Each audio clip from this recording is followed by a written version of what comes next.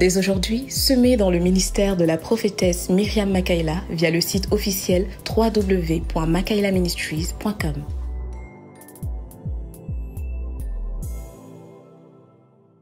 1 Chroniques, chapitre 25, verset 1, que Dieu vous bénisse abondamment. Bienvenue sur ce live, bienvenue sur ce direct. Et nous parlons ce soir des prophètes psalmistes. 1 Chroniques, chapitre 25, verset 1, il est écrit: David et les chefs de l'armée mirent à part pour le service les descendants d'Asaph, d'Héman et de Jéduthun, qui prophétisaient en s'accompagnant de la harpe, du luth et des cymbales. David et les chefs de l'armée mirent à part pour le service les descendants d'Asaph, d'Héman et de Jéduthun, qui prophétisaient en s'accompagnant de la harpe, du luth et des cymbales. Merci Saint-Esprit. Ravo Sainte Prédédicta. 1 Chroniques, chapitre 16, le verset 4, il est écrit: il confia à des Lévites la responsabilité de faire le service devant l'arche de l'Éternel et de rappeler le souvenir de l'Éternel, le Dieu d'Israël, de le louer et le célébrer. Il confia à des Lévites la responsabilité de faire le service devant l'arche de l'Éternel, de rappeler le souvenir de l'Éternel, le Dieu d'Israël, de le louer et le célébrer. Merci Seigneur. 1 Chroniques chapitre 16, verset 7. 1 Chroniques chapitre 16, verset 7. C'est ce jour-là que David chargea pour la première fois Asaph et ses frères de célébrer les louanges de l'Éternel. C'est ce jour-là que David chargea pour la première fois Asaph et ses frères de célébrer les louanges de l'Éternel. Parole du Seigneur. Alors bonsoir à tous ceux qui nous rejoignent, que Dieu vous bénisse abondamment. Ce soir nous parlons des prophètes psalmistes et depuis plusieurs jours nous sommes en train d'enseigner, nous sommes en train de parler des différents types de prophètes. Alors nous sommes en train de parler des psalmistes. Quand on parle de psalmiste, le terme psalmiste est tiré du mot des psaumes. Donc celui qui est un psalmiste, celui qui est reconnu comme étant un psalmiste, est reconnu comme étant un auteur des psaumes. Alléluia. Et lorsque je vous parle des psaumes, ça vous parle puisqu'il y a tout un livre de la Bible dans l'Ancienne Alliance qui est consacré aux psaumes, des psaumes qui ont majoritairement et essentiellement été écrits par David. Donc les psaumes, vous les avez lus avec moi et vous avez compris que les psaumes sont des cantiques. Mais les psaumes sont par définition des chants liturgiques qui sont maintenant devenus, qui étaient autrefois des chants liés à Israël, mais qui sont maintenant devenus des chants ou des cantiques ou des psaumes que nous lisons dans la chrétienté et qui sont constitués en fait de versets qui vont exprimer une situation, qui vont exprimer un cri de cœur, le cri d'une âme, ou qui vont tout simplement s'adresser à Dieu ou s'adresser à un peuple. Il y a des psaumes comme ça qu'on peut nous recommander, des psaumes à lire, des psaumes, par exemple le psaume 91, le psaume 91, ou le psaume 119, il y a le psaume 22, le psaume 23, le psaume 8. Il y a plein de psaumes comme ça que nous avons dans nos quotidiens, des psaumes qui s'apparentent en fait à des limites, des répétitions méthodiques que nous faisons parce qu'elles ont un impact et elles ont traversé les âges. Les psaumes ont traversé les temps jusqu'à arriver dans notre époque et dans notre génération et subsistent comme étant des références pour adresser une louange et une adoration à Dieu. Alors lorsque je te parle des prophètes psalmistes, on va faire comme on fait depuis chaque soir. On va décortiquer le thème. Les psalmistes sont ceux qui ont reçu une autorité. Les psalmistes sont ceux qui ont reçu une autorité, sont ceux qui ont reçu une légitimité d'adresser des cantiques, d'adresser des chants, d'adresser des louanges à l'Éternel. Les psalmistes sont ceux qui ont reçu une autorité et une légitimité. Les psalmistes sont auteurs des psaumes. Et j'aimerais qu'on se concentre et qu'on parle d'une personne. Ce soir, je ne vais pas parler de David. On va parler de Asaph.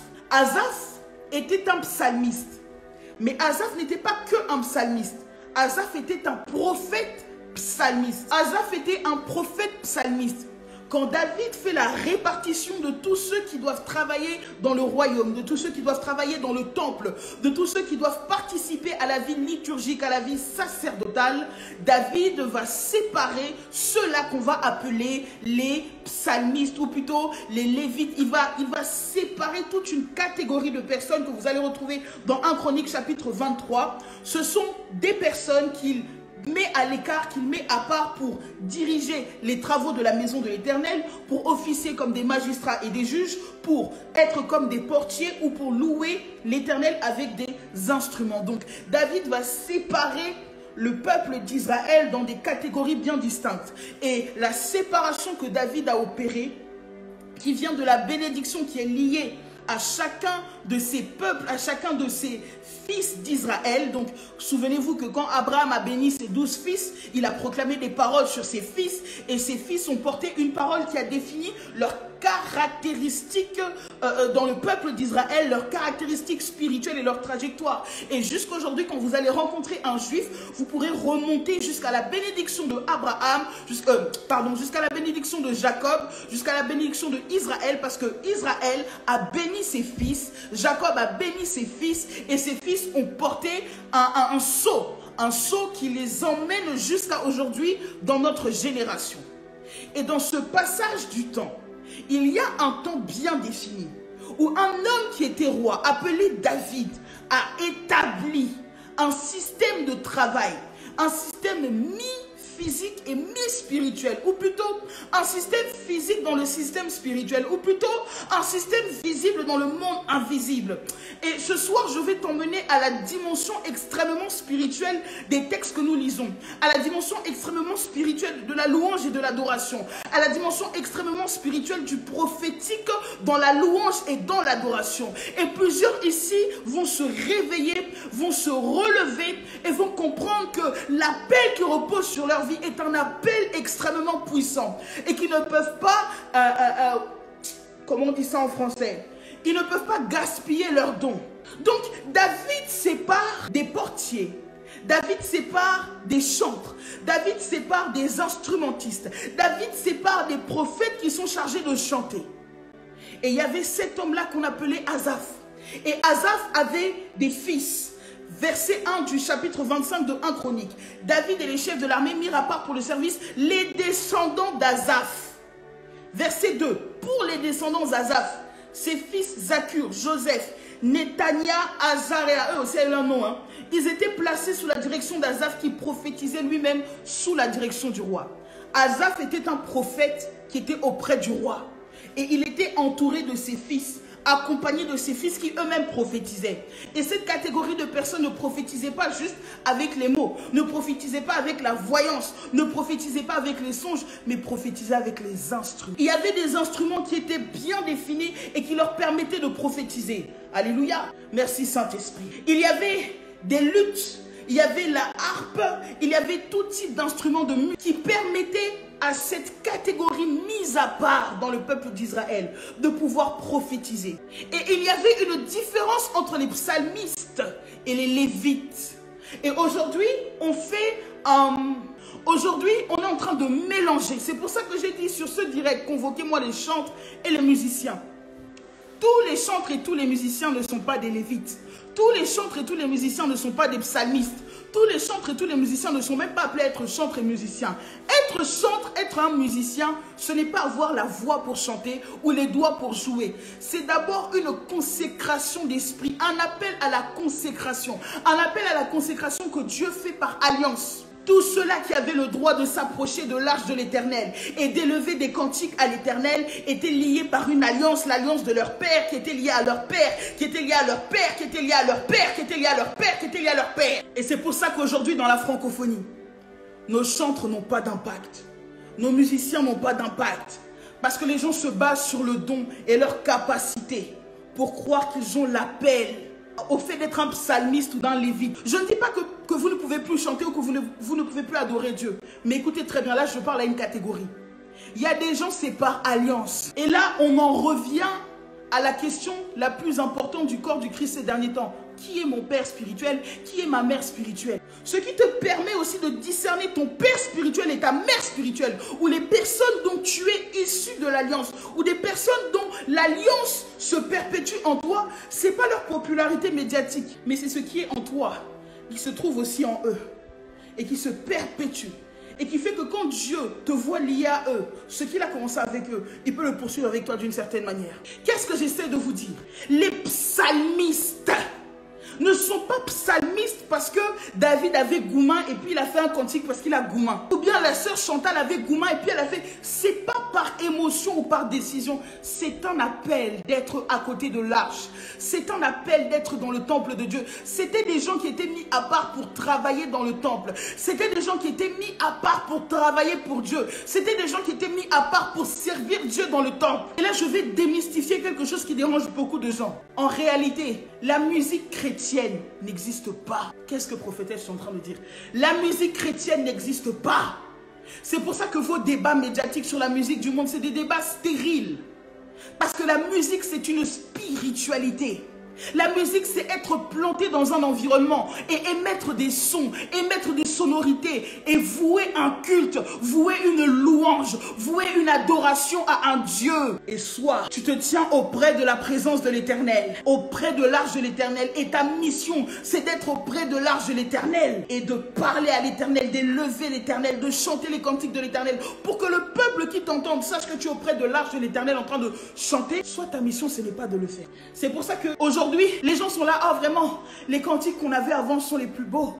Les cantiques d'avant sont les plus beaux. Aujourd'hui, ils ont fait reprise de tous les cantiques jusqu'à fatiguer. Vous savez pourquoi? Parce qu'aujourd'hui, ceux qui chantent, ceux qui se tiennent comme des psalmistes, ceux qui se tiennent comme des lévites, ne se tiennent pas à côté de l'arche, ne se tiennent pas dans le temple, ne se tiennent pas dans la consécration, ne se tiennent pas auprès de l'Éternel. Et ils chantent avec leur chair, ils chantent du haut de leur muraille, mais ils ne chantent pas auprès de l'arche de l'Éternel. Est-ce que vous saviez que pour être un lévite et un psalmiste, il fallait une consécration qui faisait que dès qu'ils étaient jeunes, ces jeunes-là qui étaient ramenés comme étant des lévites, comme étant des chanteurs, comme étant des musiciens, David les prenait dans leur plus jeune âge. Ils étaient consacrés au temple. C'était pas une histoire de va-et-vient. Ils étaient consacrés au temple. C'était pas des va-et-vient. Ah, mais aujourd'hui, je me consacre parce que je dois chanter le dimanche à l'église. Et lundi. Aujourd'hui, on dit il y a événement, on va prier un peu, mais après, non. C'est une décision de consécration. Voilà pourquoi c'est oser de s'appeler chantre de l'Éternel. C'est oser de s'élever et de se tenir en disant qu'on est mandaté par l'Éternel si on n'a pas une vie de consécration. Écoute, si tu aimes chanter, si tu as la voix pour chanter, s'il te plaît, reste juste comme un chrétien qui aime chanter. Mais ne rentre pas dans ces histoires de sacerdoce si tu ne tiens pas. Parce que tes cantiques ne montent pas et Dieu ne te reconnaît pas. Aujourd'hui, les gens ont pris l'espace du sacerdoce, des psalmistes et des lévites pour en faire comment on dit ça en français, pour en faire des scènes de popularité. Je vais faire un chant chrétien populaire pour faire des streams, pour faire des lives. Je suis chant. Quel est mon avis sur la musique? Petite parenthèse. Je ne dis pas que la seule musique qu'on doit écouter, c'est piano. Parce qu'il n'y a que les gens qui se tiennent dans le piano, qui se tiennent dans le sacerdoce. Dans tous les styles musicaux, il y a des psalmistes et il y a des chants. Est-ce que vous savez ça? La prophétesse Déborah, dans le livre de Juges, lorsqu'elle devait adorer Dieu, chanter Dieu avec des cantiques, elle le faisait avec des tambourins. Lorsque tu regardes les instruments que David a cités, il y avait la lutte, il y avait la harpe. C'était une forme de sébène. Oui, c'était une forme de sébène. Qu'est-ce que j'essaie de dire? N'allez pas vous cacher derrière les cantiques qui font larmoyer et pleurer pour dire que vous êtes en train de servir l'Éternel. Et n'allez pas accuser ceux-là qui font du rap ou ceux-là qui font de l'afrobeat pour dire qu'ils ne sont pas près de l'Éternel. On ne juge pas un chantre à son style musical. Ce qui juge un chantre dans le monde spirituel, c'est sa position par rapport à l'arche. C'est sa position par rapport au temple. C'est sa position par rapport au trône de grâce. Alors, un chantre peut être dans une sonorité qui est vraiment rythmée, mais ramenée au cœur de Dieu, et chanter les cantiques de Dieu, et chanter les louanges de Dieu. Voilà pourquoi moi, personnellement, j'encourage les chantres, les vrais psalmistes, à persévérer dans leur style musical. Les styles musicaux qui se jouaient à l'époque de David correspondaient aux sonorités que les Israélites écoutaient. Alors, qui êtes-vous pour attaquer les Antillais quand les Antillais vont faire du zouk, vont faire du compas en leur disant que ce ne sont pas des musiques saines? La sainteté ne vient pas du style de musique. La sainteté vient de la spiritualité de celui qui chante. Qui êtes-vous pour dire à ceux qui font du rap, à ceux qui font du reggae, à ceux qui font de la pop, à ceux qui font du rock, qui êtes-vous pour parler des hypocrites qui ont fait des musiques larmoyantes, qui ont fait des musiques piano, mais ils étaient remplis d'iniquité, de péché. Et aujourd'hui, ils sont pleins. Des jeunes qui ont vraiment l'appel de se tenir dans la présence de Dieu. Mais quand ils se tiennent dans la présence de Dieu et qu'ils sortent de la présence de Dieu, la musique qui sort, c'est du rap. Mais le problème, c'est que comme vous avez assimilé le rap aux personnes qui sont dans des vies bizarres, vous n'êtes pas à l'aise de les écouter. Oui, le piano ne vous rend pas spirituel. Le style musical le plus écouté dans le gospel aujourd'hui, c'est les gens des Bethel. Les gens qui font rock'n'roll, pop rock'n'roll, c'est eux. C'est les tuntunta. C'est des instruments, mais c'est des instruments qui sont joués par des gens qui se tiennent dans le sacerdoce et qui se tiennent dans leur appel. Là, je ne suis même pas en train d'entrer dans mon message. Je suis chez les prophètes psalmistes. Je ne suis même pas entré dans mon message. J'ai des choses à vous dire. Les chrétiens n'auront pas d'impact dans la musique s'ils considèrent qu'il y a une différence entre la musique chrétienne et la musique mondaine. Parce que la musique chrétienne, ce n'est pas la musique qui est faite par des chrétiens. On parle de cantiques spirituels. Voilà pourquoi il est écrit dans la parole. Entretenez-vous par des hymnes, par des cantiques spirituels, par des psaumes. Ce sont des dimensions de sonorité et de musicalité spirituelle qui sont réservées à ceux qui se tiennent à côté de l'arche de l'Éternel, à ceux qui se tiennent dans la consécration, à ceux qui se tiennent dans la sanctification. Pas à ceux qui chantent avec piano, pas à ceux qui chantent avec guitare, pas à ceux qui chantent a cappella. Je veux décomplexer la francophonie. Est-ce que tu sais que tu peux chanter un hymne, un cantique spirituel, sans prier en langue dans ton cantique? Aujourd'hui, musique des chrétiens, quand tu veux écouter musique de la première minute à la troisième minute, le gars est en train de prier en langue. On a dit c'est prière ou c'est musique? Mais où sont les cantiques des psalmistes, des lévites, des personnes qui se tiennent dans le sacerdoce et qui vont nous ramener à Dieu? Ce soir, je suis là pour vous parler du thème des prophètes psalmistes.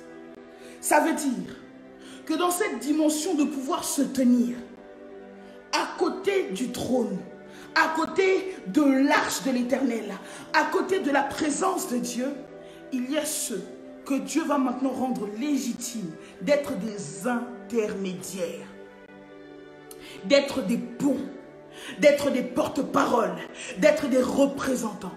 Et c'est là qu'on va parler des prophètes psalmistes ou de la dimension prophétique qui s'attache aux psalmistes.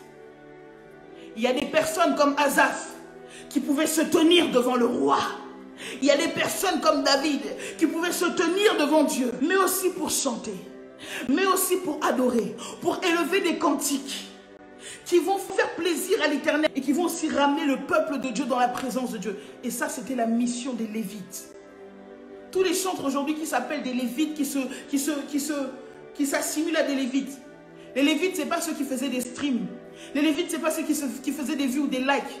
Le Lévite, c'est celui qui avait la mission de se tenir à côté de l'arche de l'Éternel, de se tenir dans la présence de l'Éternel et d'élever des louanges et des adorations qui allaient célébrer Dieu, ramener l'attention sur Dieu et ramener le peuple à Dieu.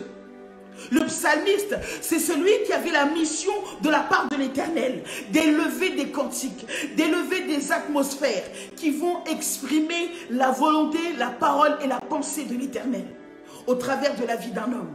Les psalmistes sont eux-mêmes des messages.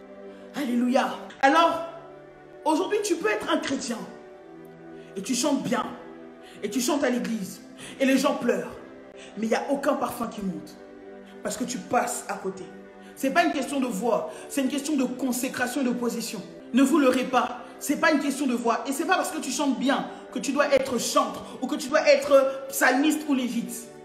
Ce n'est pas lié à la voix, c'est la position spirituelle. Les prophètes psalmistes sont des prophètes. Les personnes qui sont dans la dimension prophétique psalmiste se tiennent dans la présence de Dieu. Et par le canal de la louange, de l'adoration, les cantiques ramènent le peuple de Dieu au cœur de Dieu et ramènent le cœur de Dieu au peuple de Dieu. Mais aujourd'hui, les personnes qui se tiennent dans cet office passent plus de temps à chercher le cantique qui va faire le plus de vues, de likes, passe plus de temps en studio, passe plus de temps avec des stylistes, passe plus de temps à faire des shootings, à faire des showcases que d'aller en prière. Des gens qui ne sont même pas consacrés. Et tous les 4 matins, on va les trouver dans des scandales. Un lévite qu'on trouvait dans un scandale, un psalmiste qu'on trouvait dans un scandale, il mourrait. Et c'est Dieu que vous devez craindre. Aujourd'hui, vous craignez les sauces, vous craignez les scandales, vous craignez les montages YouTube, vous craignez plus ces choses que de craindre l'Éternel qui vous a donné cet appel. Aujourd'hui, un chantre, il sait qu'il est rempli d'iniquité, mais il va monter sur la chair dimanche. Et pendant qu'il chante, dans son cœur, il est en train de se dire, maman, il ne faut pas que les gars la voient, que hier, j'étais à l'hôtel, que j'ai fait ceci, que j'ai fait cela. Quand le culte passe et que le pasteur t'a loupé, tu fais ouf, le culte était bon aujourd'hui. Alors que tu ne sais pas que ce que tu as chanté, tu as pourri le peuple. Et là, j'entre dans la deuxième phase de ce que je voulais vous dire ce soir. Les prophètes psalmistes sont les gardiens de l'atmosphère du peuple. Les prophètes psalmistes, ou ceux qui opèrent dans la dimension prophétique des psalmistes, sont responsables de l'environnement spirituel.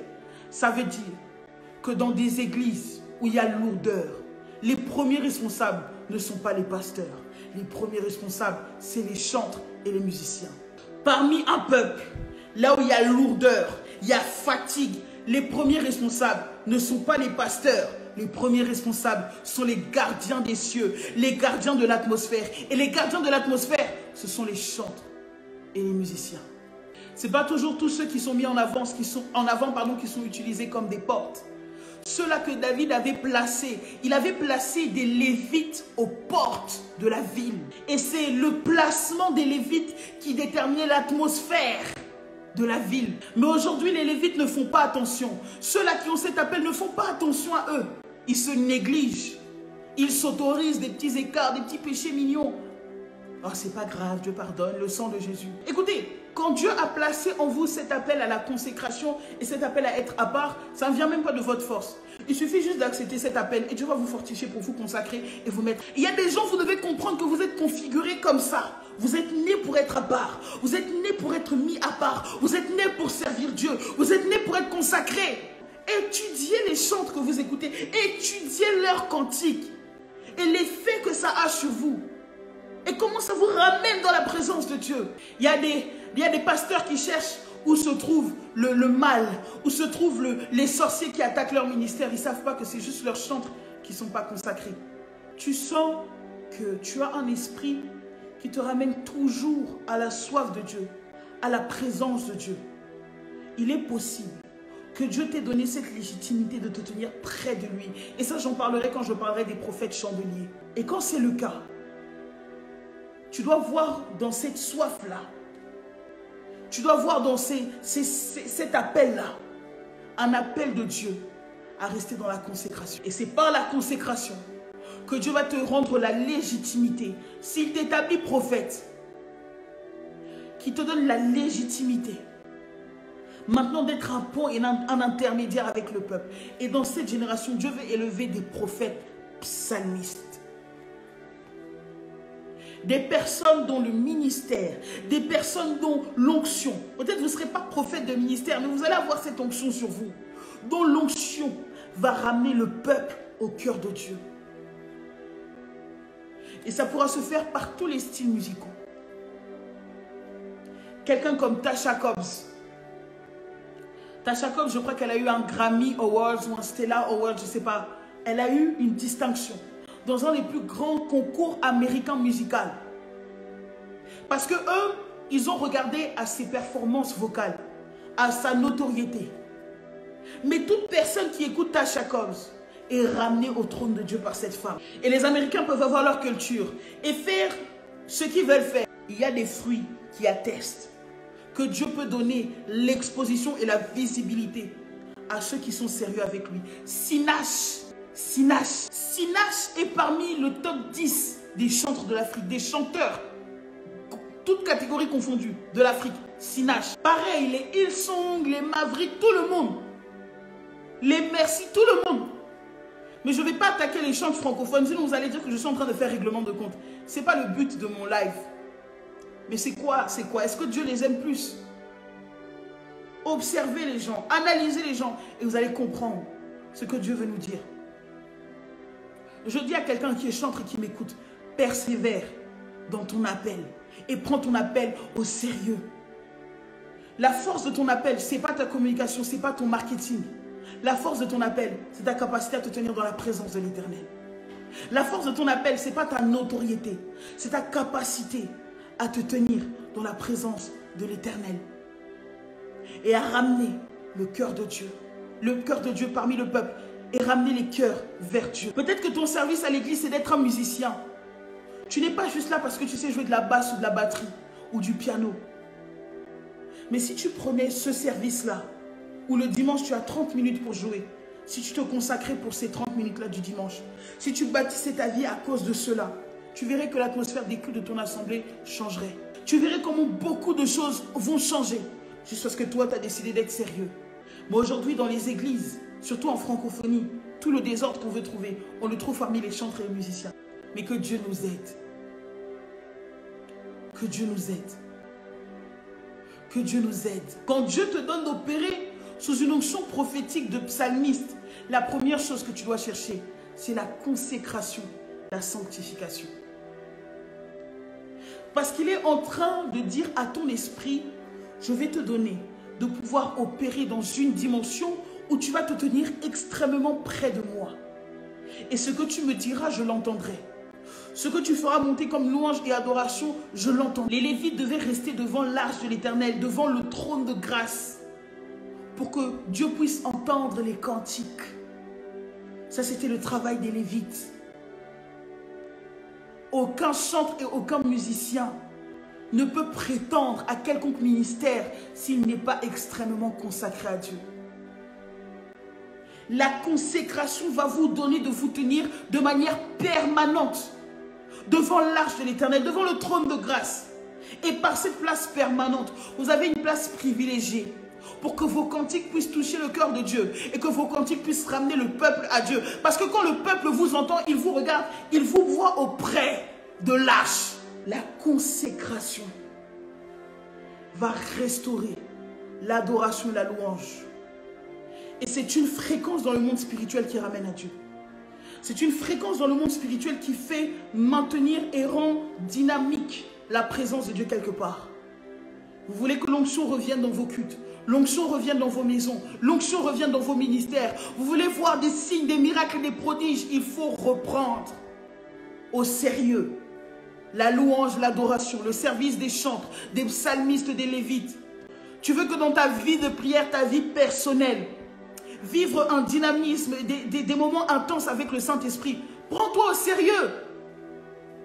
C'est parce que tu n'as pas l'appel de chantre ou que tu ne sais pas chanter que tu ne peux pas te consacrer pour cela. Je vais prendre 15 minutes par jour où je chante. Voici ce que tu peux commencer à faire. Et peut-être que tu chantes mal. Mais Seigneur, qu'est-ce que je vais chanter? Je vais chanter ma situation. Et ça va être un cantique. Mais je vais le chanter avec mon cœur, pas forcément avec ma voix. Mais je vais prendre 7 jours de jeûne. Comme ça, je vais pouvoir me disposer spirituellement. Et me sortir de toute distraction. Et vraiment me concentrer et me consacrer en esprit. Et pendant mes 7 jours de jeûne, je vais faire ça. Pendant 7 jours, chanter. Dans votre vie de prière personnelle, chantez. L'onction prophétique des psalmistes viendra sur vous. Et Dieu mettra en vous des cantiques. Et la capacité de vous tenir dans sa présence et de pouvoir chanter. Et de pouvoir tenir l'atmosphère par vos chants. Qui vous a dit que pour chanter, il fallait avoir une voix qui tremble, et qui monte et qui descend? Ça, c'est ce que notre génération aime. Il y a une époque là, leur délire, c'était les gens qui rentrent dans l'opéra et puis qui vont crier dans tes oreilles. C'était ça leur délire. Ne tombez pas dans des complexes bizarres. Si tu sais que ta voix est compliquée, il faut aller dans la forêt, là-bas tu chantes, personne ne va te gronder. Et puis tu reviens. Mais c'est une très grande dimension de spiritualité qu'on néglige. Parce qu'aujourd'hui, si tu ne chantes pas des cantiques à l'Éternel, tu vas chanter autre chose. Tu vas rentrer dans un supermarché, tu vas entendre une mélodie, tu vas ressortir, tu vas commencer à la chanter. Tu vas rentrer sur TikTok, tu vas entendre une mélodie, tu vas commencer à la chanter. Et tu chantes et tu chantes. Et chaque jour, au lieu d'avoir ton culte cantique, ton culte de chant à l'Éternel, toi ton culte tu le fais sur TikTok. Toi ton culte tu le fais sur Snap. Ton culte tu le fais dans les centres commerciaux. Parce que tu entends un peu par-ci, un peu par-là, un peu par-ci, un peu par-là. Et tu te maintiens dans une atmosphère au lieu de prendre tout ce temps-là et de le placer devant le trône de Dieu. Écoutez, la consécration, Parce que je sais que ce que je dis, il y a des gens qui ne sont pas d'accord avec moi. Non, mais prophétesse, t'abuses, on peut écouter un peu de Taïki, ça ne va rien nous faire. Va écouter ton Taïki, il faut me laisser tranquille. Moi, je parle à des gens qui veulent expérimenter la puissance de Dieu. Je parle à des gens qui veulent vivre Dieu à une autre dimension. Les Lévites n'avaient pas la même vie que le reste du peuple parce qu'eux, ils étaient près de l'arche. Ils étaient près du trône de grâce. Et pour être près, il faut payer un prix. C'est le prix de la consécration. Alors la consécration, c'est quoi? La consécration, c'est tout ce que tu vas faire, tout ce que tu vas être, tout ce que tu vas vivre, tout ce qui te rapproche de Dieu et qui t'éloigne des hommes, qui t'éloigne de toi, qui t'éloigne de la distraction. La consécration, c'est décider de payer un prix que les autres ne paieront pas. La consécration, c'est décider de se mettre à part alors que tout le monde est au même endroit. La consécration, c'est quand tout le monde sort, toi Dieu te dit rentre. La consécration, c'est quand tout le monde boit, Dieu te dit ne bois pas. La consécration, c'est quand tout le monde mange, Dieu te dit jeûne. La consécration, c'est quand tout le monde dort sur un lit, Dieu te dit dors au sol. Votre consécration, elle n'a rien à voir avec ce que les autres peuvent faire. Voilà pourquoi je vous encourage, quand il y a des programmes de jeûne et de prière dans vos assemblées, faites-les. Parce que quand tout le monde fait quelque chose en même temps, ça donne envie de le faire. Mais n'attendez pas seulement les programmes de l'église pour avoir une vie de jeûne et de prière. Ayez vos programmes personnels. Et je dis toujours, quand vous commencez, ne commencez pas avec des trop gros objectifs. Comme les gens qui s'inscrivent à la salle et qui vont à la salle pendant une semaine, après on ne les voit plus à la salle. Commencez doucement. Tu jeûnes au départ, si c'est trop pour toi, tu vas jeûner de 8 h à midi. Tu ne manges pas ton petit déjeuner. Et puis tu commences à manger à midi. Et puis après, quand tu as réussi à faire ça pendant un certain nombre de temps, tu supprimes encore un repas. Tu supprimes encore un repas. Pareil pour la prière. Pourquoi vous voulez commencer à prier des 2 heures d'affilée? Toi-même, quand tu mets 2 heures pour prier, tu as prié 10 minutes. Il faut te voir regarder l'horloge pour voir si le temps va vite passer. Prie 5 minutes, mais sois fidèle dans tes 5 minutes. Et puis après, tu augmentes, tu pries 10 minutes. Et puis tu augmentes, tu pries 15 minutes. Mais soyez fidèles dans les petites choses. C'est ça qui plaît au cœur de Dieu. Si tu es un chanteur, un musicien, tu m'as écouté, et tu sais que ta consécration, c'est 0. Il faut déposer le micro qu'on t'a donné. Il faut déposer l'instrument qu'on t'a donné. Et va chercher Dieu. Dans la consécration, dans l'intimité, dans la prière. Va te repentir. Va te repentir. Parce que le plus grave quand il y a un scandale, c'est pas d'être tombé dans le péché. Le plus grave quand il y a un scandale, quand on est un chanteur, quand on est un musicien, quand on est un psalmiste, quand on est un lévite, le plus grave, vous savez c'est quoi? C'est pas le péché dans lequel tu tombes. C'est que tu sois écarté de l'arche, que tu sois mis à l'écart, que tu sois retiré automatiquement de cette proximité avec Dieu parce que le péché qui sont sur toi là t'éloigne de Dieu. C'est ça qui est le plus grave. Le plus grave, c'est d'avoir peur de ce que les gens vont dire, plutôt que d'avoir peur d'être retiré de la présence de Dieu. C'est ça le plus grave. Et c'est ça que nous devons guérir dans notre génération. Et ça ne concerne pas que les chanteurs et les musiciens. C'est à eux que j'ai beaucoup parlé ce soir. Mais ça nous concerne tous. Parce que c'est une dimension prophétique qui nous donne accès à Dieu. Et c'est pour ça que nous devons vivre la consécration. Que Dieu réveille les psalmistes. Dès aujourd'hui, semez dans le ministère de la prophétesse Myriam Makayla via le site officiel www.makaylaministries.com.